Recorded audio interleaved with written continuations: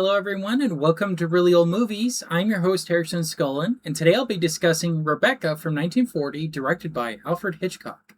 So now let me read the critic list description. This is the story of a young woman who marries a fascinating widower, only to find out that she must live in the shadow of his former wife, Rebecca, who had died mysteriously several years earlier. The young wife must come to grips with the terrible secret of her handsome, cold husband, Max de Winter, played by Laurence Olivier. She must also deal with the jealous, obsessed Mrs. Danvers, the housekeeper who will not accept her as the mistress of the house. Alright, so my thoughts on the plot. I gave the plot a 4.5 out of 5. I really loved the story of this. There was just a little thing, and it has to do with the end of the movie. And what's funny is this movie's 86 years old. I don't want to spoil it, but I'm going to tell you anyway because it'll make sense why I gave it a 4.5 and not a 5. I did find it odd that when it turns out that Rebecca was actually crazy and that the husband didn't kill her and whatnot, I did think it was odd that he still got out scot-free because he was still guilty of of hiding the body and stuff. But I don't know, that's British law enforcement for you. I don't know, but that's just a very minor detail. I thought the story was fantastic. Like, genuinely, I did not see that twist coming at all. And my wife and I watched it together. Absolutely loved it. We were on the edge of our seats the whole time.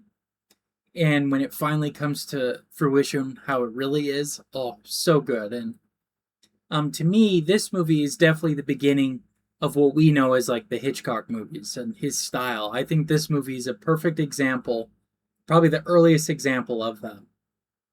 He has different tropes in other movies, but this one felt like the first fully fleshed out Hitchcock film. So because of that, the plot 4.5 out of 5. All right, the acting, fantastic. Laurence Olivier and Joan Fontaine, they do fantastic. And I also think Judith Anderson as Mrs. Danvers did fantastic. And George Sanders as well. All of them were fantastic actors and did great jobs. I didn't think any of them were weak or anything like that. I also love that we never actually see what Rebecca looks like. It's all insinuated. It's all in our thoughts and whatnot. We actually have no idea what she looks like. I was really impressed with that. So overall, acting, 5 out of 5. They did a fantastic job here, especially Laurence Olivier. All right, set design, 5 out of 5. They looked incredible. We spent a good chunk of it in the mansion, and it looks fantastic. I'm pretty sure it was a real one that they were in. Looked amazing. And I'll get into cinematography a little bit more why, but I just thought it felt real, and even the ones that had some rear projection, like where they're in the cars and whatnot, it still looked really good. So yeah, 5 out of 5 for the set design. All right, cinematography, again, 5 out of 5. It was very good at visually showing what the characters are thinking and feeling.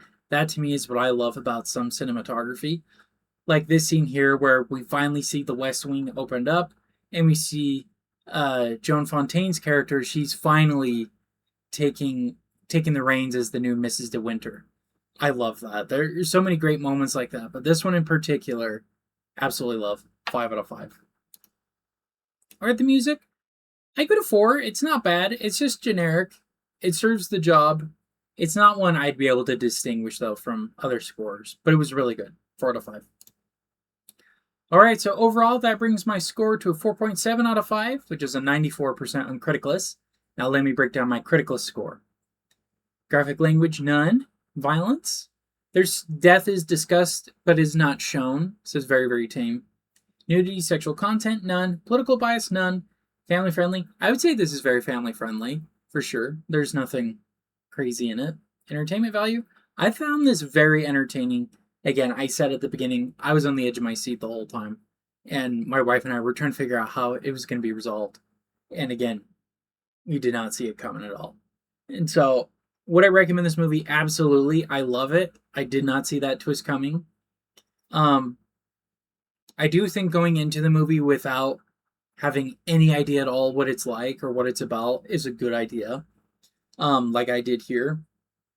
Absolutely fantastic. Again, this is the beginning of the Hitchcock filmography, in my opinion. He did have some good movies before this when he was in England, but this to me is the first where we really see his talents come together. So I absolutely recommend this movie. All right, well, those are my thoughts on Rebecca from 1940, and that concludes today's movie review.